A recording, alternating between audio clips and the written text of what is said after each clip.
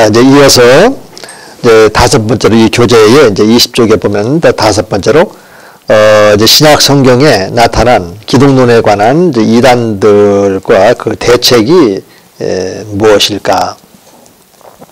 이제 성경에 보면 이제 이단들에 대한 그 대책들도 이렇게 나와 있죠.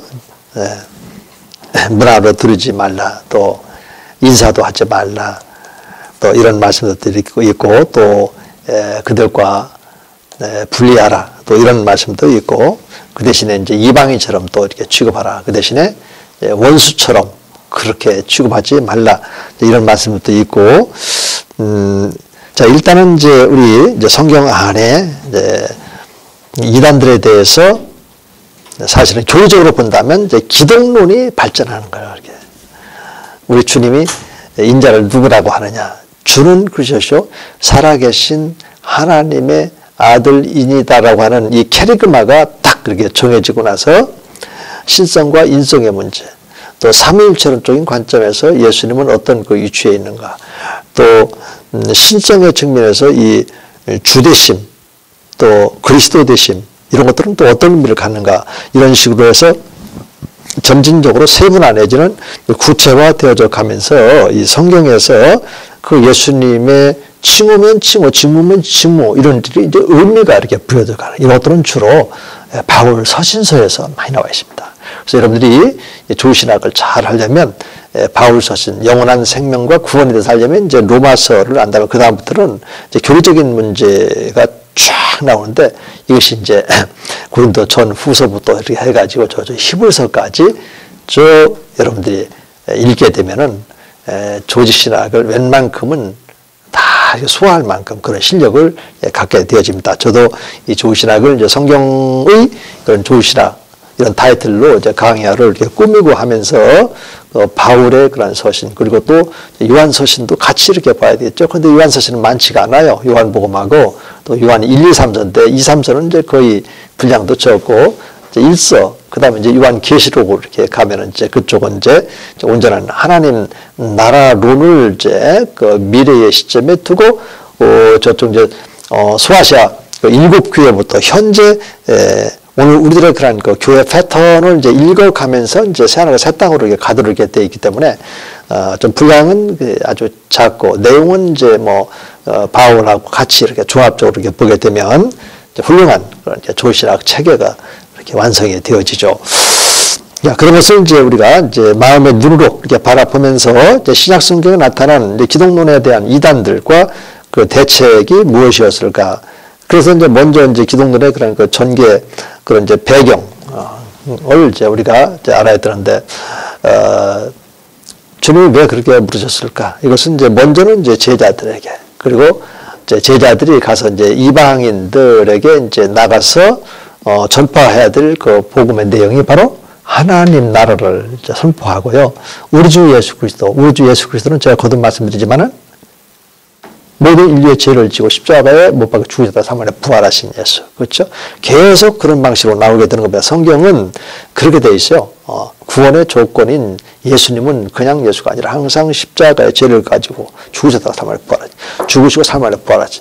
죽고 살아나시고 죽임과 살림, 이 패턴이 끊임없이 이어져 가는 거예요. 그래서 이제 그렇게 전도를 하니까 이제 이방인들의 입장에서 볼 때는 아니 도대체 예수라고 하는 사람이 도대체 어떤 사람이길래 우리들의 인간의 생사 화복을 다 이렇게 주관하게 되느냐라고 하는 그런 질문이 나오게 되는 거예요. 이렇게 이제 그런 질문에 대해서 이제 답을 하는 이런 과정 속에서 이제 그 예수님의 신성과 인성의 문제가 제기가 되어지면서 삼위일체론이 발생하게 되어지는 그런 배경을 이렇게 이루게 되고, 기독론의 배경, 그리고 이제 후에는 이제 성령론의 배경, 이제 이러면서 이제 삼위일체 교리가 이제 완성이 되어지도록 그렇게 간단 말입니다. 그 다음에 이제, 신약에 나타난 이제 이단들이 이제 누군지에 대해서 이제 이것은 이제 간단하게 이렇게 살펴보겠어요. 간단하게 학자들에 따라서는 이제 분류하는 내용도 이렇게 달라지는데, 여기 보면은 이제 요세푸스는 그냥 바리새인들 사두개인 SNF파 이런 식으로 했어요. 제가 볼 때는 바리새인만 하면 안 돼요. 바리새인은 항상 서기관들하고 같이 돼 있고, 또 바리새인과 서기관들의 그 배경은 크게 이제 유대인의 배경, 출신 안에서 뭐 제장들이 있죠. 대제장들이 있고, 그 다음에 장로들도 이제 있단 말입니다. 이런 이제 배경이 있고, 또 여기 지금 이제, 사두개인, 유대화주의자들, 그래서 바리새인 속에 이제 넣을 수도 있고, 그래서 SNF파, 이런 식으로 이렇게 되어 있는데, 지금 이분은 이제 조세프서는 영지주의를 지금 빼놨어요. 이제 영지주의가 이렇게 들어가야 되는데. 그 다음에 FF 이제 브루스 같은 경우는 이제 그 이단에 대한 어떤 그 정의를 이렇게 내려주는데, 하이레시스, 다시 말해서 복음에 대항하는 그 유대인과 또 이교도들, 그리고 로마 제국까지 이렇게 포함을 시켰어요. 근데 제가 볼 때, 로마 제국까지 뭐 이단을 정의하는데 넣을 필요가 있을까? 그것은 이제 이방인들인데, 이방인들은 뭐 이단이다 이런 차원이 아니라, 복음 전도의 대상 차원으로 이렇게 봐야 되겠죠. 그래서 이제 성경에 나타나 있는 이제 이단을 우리가 이렇게 분석해 본다면 바로 그거예요. 일단 바리새인과 그다음에 서기관 그룹, 그 복음서에 완전 그 예수님의 적대자니까. 그다음에 이제 사두개인들 부활을 이제 부정을 했고, 또 구원론에 있어서 잘못되어 있는 영지주의 이단자들이 있고, 또 이제 구원받은 이후의 삶의 그런 거 어떤 행습에서 잘못되어 있는 이제 금욕주의자들, SNF파가 이렇게 있고,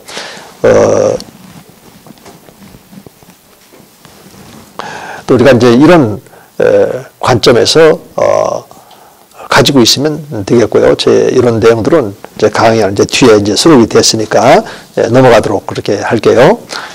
그리고 이제 신약 성경이 보여주고 있는 이 기독론의 그런 이제 이단들의 이제 특성에 대해서도 이제 우리가 이제 살펴봐야 되는데, 제가 좀 이제 강의 안에서 이렇게 질문을 하고 이제 답을 이제 수록해 놓은 그 내용이 있는데, 일단 이제 성경에서 말해주고 있는 그 이단은 일단 교회와 이렇게 관련돼서 교회를 분열시켜요. 그렇죠? 그리고 또 이제 구원론과 관련해서 왜곡되어 있고, 또 예수님에 대해서 이제 소리 말씀 이제 성육신과 관련해서 무척 그 성육신을 이제 혐오하는 그런 영지주의 이단자들 이렇게 있고, 또 그래서 이제 이 사도 베드로를 통해서는 우리 성령 하나님께서요, 이제 그런 이단들을 가리켜서 이제 멸망케 할 이단이다 이렇게 있고, 또 사도 요한을 통해서는 이제 적그리스도다 이제 이렇게 그 이단들을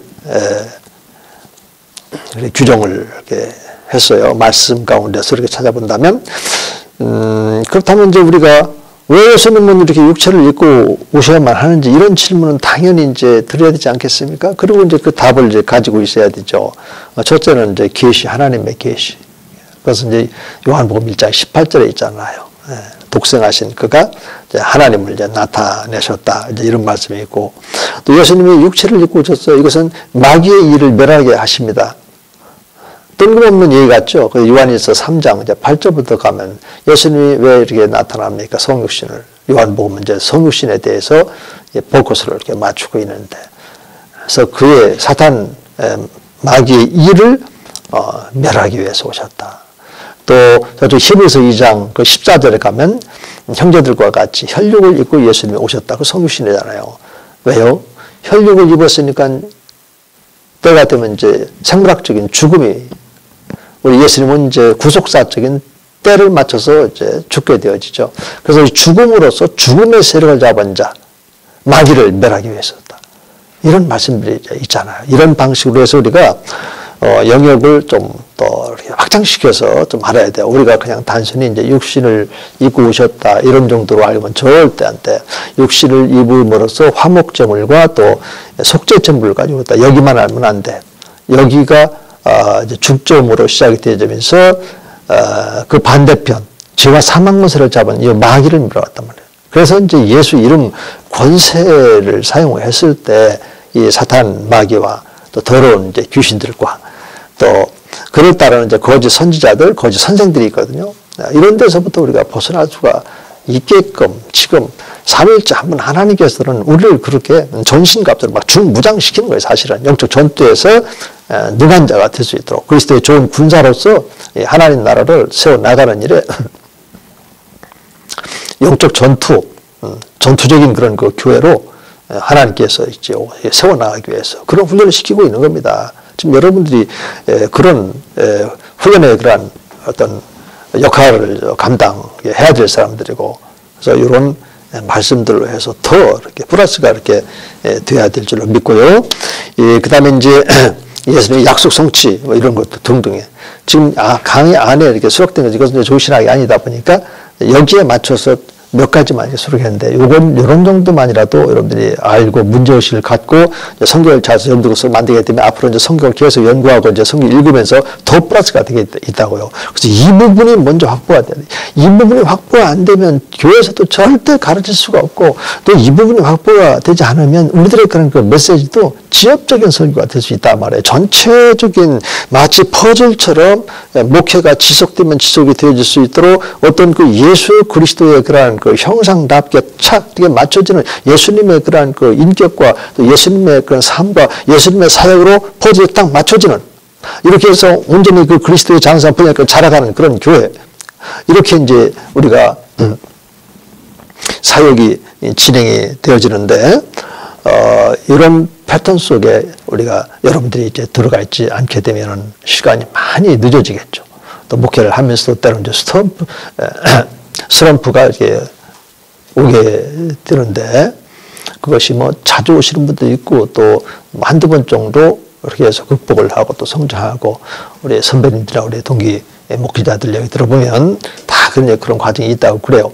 그래서 그런 과정을 벗어날 수 있는 그 힘도 말씀이라는 말씀이 토대가 되면 넘어갈 수 있는데 그렇지 않으면 거기서 이제 머물러 있게 되고 침체되고 이제 어려워지죠. 이렇게 목회에서도. 자, 그 다음 단계에서 이제 우리 예수님 당시에 이제 복음서에 나타나 있는 이단들의 이제 기독론 가르침에 대한 이 사도들의 어떤 그 대안에 대해서 큰 제목별로 하겠습니다. 그 내용을 다 하면 이제 시간이 너무 걸리니까 우선 이제 사도 요한부터 이렇게 보여드릴 때 예수님의 이 성육신을 부정하는 영지주의를 적그리스도라고 불렀단 말이에요. 그때 당시에 이제 예수님의 성육신을 부정했던 적그리스도가 케린투스예요. 소위 말해서 케린투스 이런 사람들이 핵심적으로 그 예수님의 그런 성육신을 이렇게 부정을 했고 또 이 케린투스는 또 예수님이 침례를 받을 때 그때 이제 인간 예수에게 성령이 임해가지고 그때 이제 그리스도로 있었다가 또 예수님이 이제 사명 다 마치고 십자가에 달렸을 때는 그리스도 다시 말해서 그리스도의 영은 떠나고 그냥 육신의 예수만 십자가에 못 박힌 것이다. 그래서 예수님의 신성과 인성을 갖다 부인하는 이런 이단이 또 영지주의 이단이에요. 침례받을 때 영이 임합니까? 이것이 유아 세례하고 연결되는 거라니까. 유아들에게 세례 주면 하나님의 초자연적인 역사, 영이 임해가지고 언젠가는 그들이 이제 거듭나게 될 것이고 이제 이런 방식으로 이게 이제 로마 가톨릭의 방식 아니겠습니까? 그 이전에 이제 이 영지주의 이단에 빠져 있었다가 개종을 했지만은 이 영지주의적인 이런 사고를 버리지 못했던 어거스틴의 이야기고 그래요. 그러니까 이 영지주의자들의 이런 잘못된 가르침은 그냥 그거 당대에서 끝나는 것이 아니라 거기에 가담됐던 사람들이 거기서 들었던 것을 버리지 못하고 그것을 가지고 또 계속 이 교회 안에서도 어거스틴을 통해서 어거스틴의 장점도 있지만은 단점도 엄청나게 많은 거예요. 어떻게 보면 우리 친예교적 입장에서 볼 때는 어거스틴에게 굵직굵직한 장점이 참 많아요. 가톨릭은 그대로 수용을 해서 유아세례로 가고 그렇죠? 그래서 이제 종교개혁자 루터 칼뱅도 유아세례는 못 버리고 있잖아요. 오늘날도 그렇잖아요.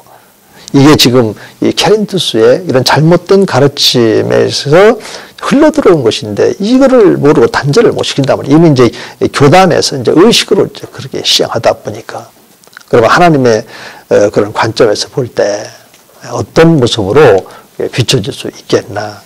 그래서 우리는 신학도들로서 명확하게 말씀을 근거로 해서 단절을 하고 왜 우리 침례교단이 유아세례를 주지 않는지 왜 우리 침례교단은 그 믿음을 인격적인 이 속죄의 교리로 믿고 있는지 인격적인 그런 그 만남을 통해서 믿게 되어져서 그 주님이 바로 내 안에 주인으로 오시게 되고 이제부터는 예수 그리스도의 주대심의 그런 로더십의 그런 그 삶 속으로 가고 이것이 왜 우리 미 남침례교단에서는 교회론의 핵심 초석으로 삼고 있는지 이런 것들을 우리가 알게 되어지면 우리 아직은 이제 한국 교회 안에서도요 그런 그 예수 그리스도의 이런 그 주대심에 대한 부활 신앙을 통해서 명백하게 이것을 가지고 이렇게 견고한 털을 잡고 있는 그런 교회들을 찾기 어렵습니다.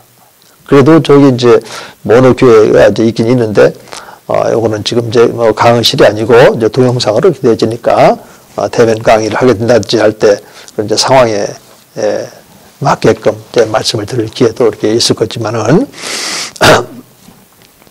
예수님의 그런 그 주대심의 이 삶은 우리 미국 남침예교단의 핵심적인 교회의 결정적인 특징입니다. 여러분들이 이거 꼭 붙잡고 우리 한국 교회에서도 여러분들이 실천해 가야 될 이런 부분이기도 해요. 아까도 얘기했잖아요. 왜 예수님이 죽었다가 다시 살아나셨습니까? 산자와 죽은 자의 주가 되시려고. 로마서 14장 17절하고 19절. 이것이 바로 이제 그 8절, 그러니까 17절에 가면 하나님 나라하고 이렇게 연결되어집니다. 하나님 나라는 먹고 마시는 것이 아니라 성령 안에 있는 의와 평강과 희락의 문제로. 자, 그 다음에 이제, 사도 유한, 했고요. 그 다음에 이제 그 사도 마태는 어떤 점에 특징을 두냐면 예수님께서 이 그리스도 예수의 그 몸의 부활을 이렇게 부정하는 이 사두개인들과 이렇게 논쟁하는 저기 마태복음 22장 이런 데 보면 그래서 예수님께서는 아브라함, 이삭, 야곱의 하나님, 하나님은 산자의 하나님이지 죽은 자의 하나님이 아니다.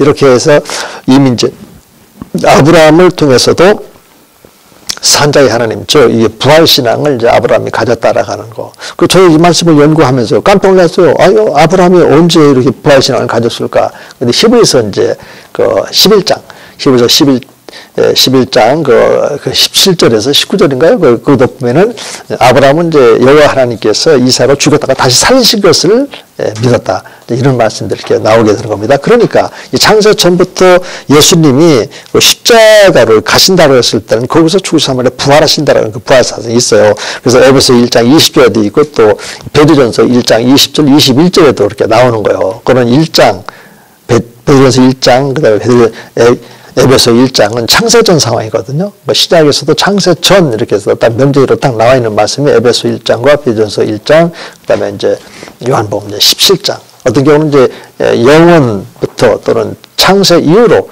이런 말씀. 그러니까 창조 이전이 아니라 창조 때 그 이후로 이런 말씀들이 이렇게 많이 나와 있고요. 자, 이런 정도 하고 넘어가야 될 것 같네요.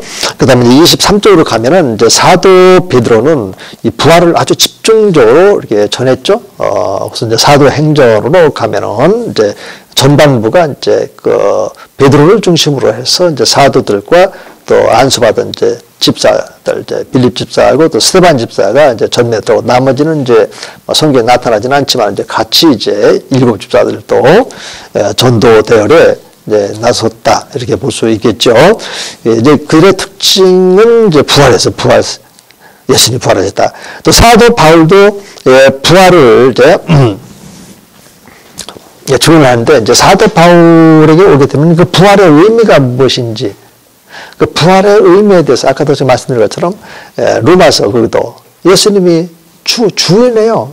로드로 이렇게 우리 마음 안에 오셨으면 이제부터는 그분을 이제 주인으로 모시고 살아가는 이런 로드십이 우리의 삶의 전부가 돼야 되고 또 우리 교회 공동체의 전부가 된단 말이야. 주님이 이제 머리니까 우리들은 이제 지체니까 우리 여기에 승부를 한번 걸 필요가 있단 말이야. 거기다 플러스 로마서 14장 17절 하나님 나라 운동하고 연결짓게 되면 여러분들이 희망이 있고 또 전망이 있지 않을까. 저는 제 마음속에 자꾸 그런 마음이 들어요. 그래서 개인적으로 이제 저에게도 이런 말씀들에 대해서는 더 이렇게 빈틈없이 이제 말씀을 통해서 채워가려고 많은 시간을 이렇게 쏟고 있습니다.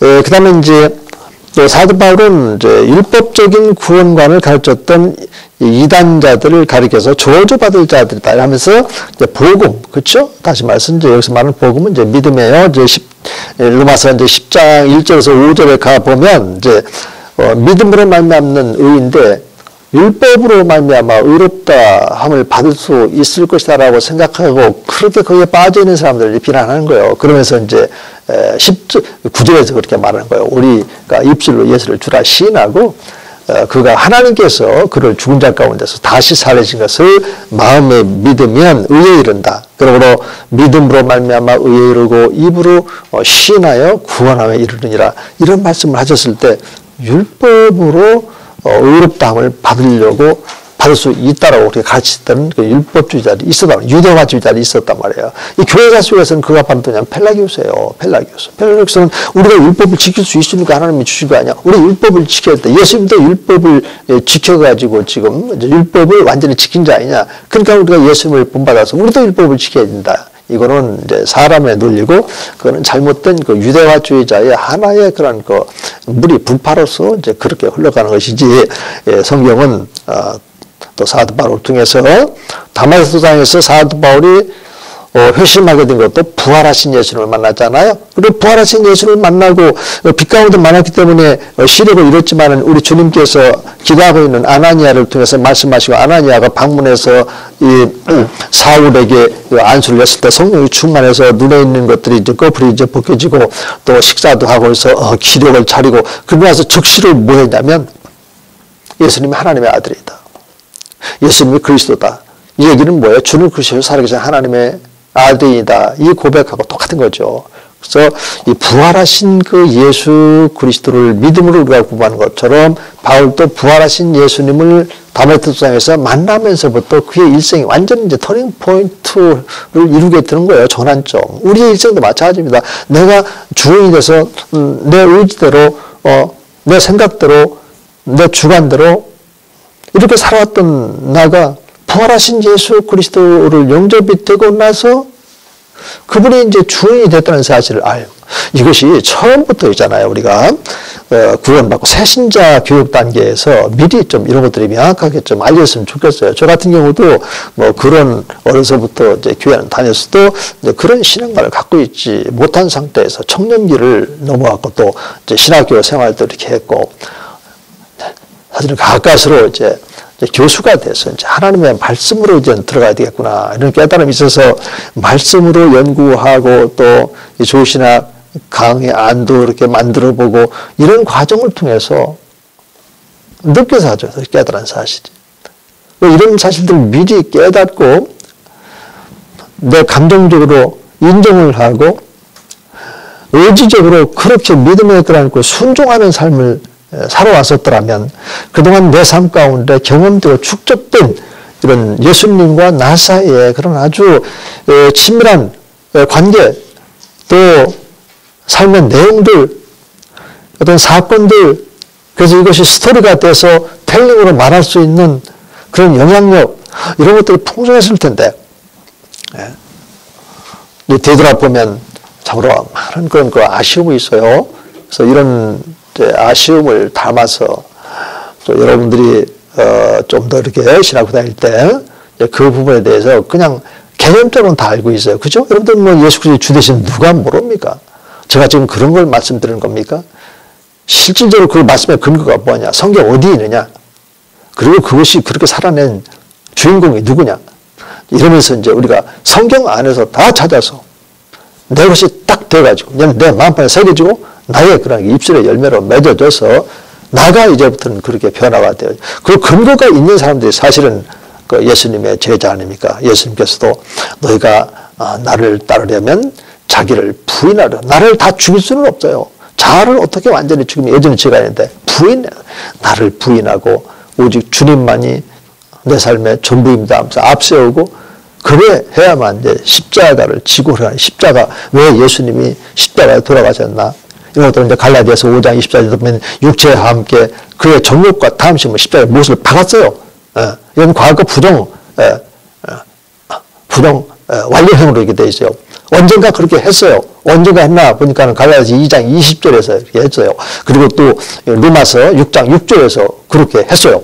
이제는 그렇게 했으니까 그거를 항상 꼭 붙잡고 그 십자가를 바라보고 묵상하면서 우리는 항상 그 십자가를 묵상하면서 내 죄 때문에 나로 하여금 믿음을 갖게 하는 그 순간 나도 그렇게 됐는데 또 옛사람이 죽었는데 항상 이런 것들을 이제 생각하면서 우리가 한 발자국 한 발자국 주님과 함께 걸어갈 수 있다라고 하는 겁니다. 마지막으로 이제 한 가지만 더 한다면 마태와 마가는 안식일에 이삭을 잘라먹는 이런 사건을 통해서 율법 제도적인 신앙이 아니라 이런 복음적인 예수 안에서 어떤 자유함이 있는지 이 복음의 자유함 이런 것들을 마태와 마가를 통해서 우리들에게 증언해 주셨고 우리들에게는 커다란 그 교훈으로 삼아서 이제부터는 율법 신앙이 아니라 복음적인 신앙, 믿음 안에서 어떻게 주님과 함께 살아갈 수 있는 것인지 이런 부분들을 강조해 주셨다는 거고, 이런 걸 알고 그런 눈으로 보면은 말씀이 다 있단 말이에요. 기본적인 말씀들을 제가 이렇게 찾아냈습니다. 자, 여러분, 벌써 이제 강의가 다 이제 마무리가 되어지는데요. 아무쪼록 여러분들 심적으로도 많이 이제 피곤해 있을 텐데, 이제 얼마 안이면 이제 또 5월 4일 날 대면에서 이제 강의가 어쩌면 그때는 이제 시작이 될 것 같습니다.